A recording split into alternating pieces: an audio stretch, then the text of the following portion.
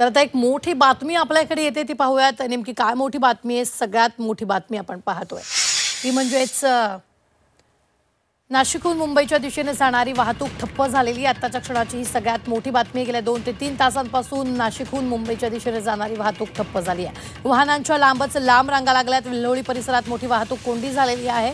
तर वाहतूक कोंडीनं वाहन चालकांचं मोठे हाल होत असल्याचं आपल्याला पाहायला मिळत आहे. ही मोठी बातमी आपण आत्ताच्या क्षणाची पाहतोय ती म्हणजेच इतक्या मोठ्या प्रमाणात वाहतूक कोंडी झालेली आहे. एक्सक्लुझिव्ह अशी दृश्य सध्या स्क्रीनवर आपण पाहतोय.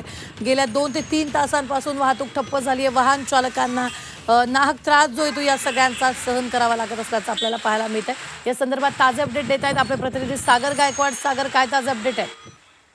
नक्कीच गेल्या 2 ते 3 तासापासून नाशिक पासून जाणाऱ्या मुंबईचा जो रस्ता आहे तिथे ट्रॅफिक जाम झाली आहे. विल्होळी परिसरामध्ये ट्रॅफिक जाम झालेली आहे. खरं तर रस्त्यामध्ये मोठमोठे खड्डे पडलेले आहेत आणि या खड्ड्यांमध्येच पावसाचा जोर वाढला आहे आणि याचमुळे मोठमोठ्या रांगा ज्या आहेत त्या गाड्यांच्या लागल्याच्या पाहायला मिळत आहेत.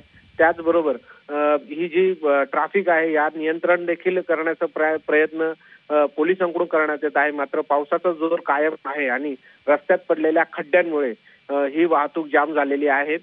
काही काळ इथे रस्त्यावरतीच काही नागरिक उभे राहिले होते. ट्रॅफिक काढण्याचा देखील प्रयत्न करत होते. मात्र हळूहळू जसजसा पावसाचा जोर वाढत चाललाय तसतसा ट्रॅफिक अजून मोठमोठी होत चाललेली आहे.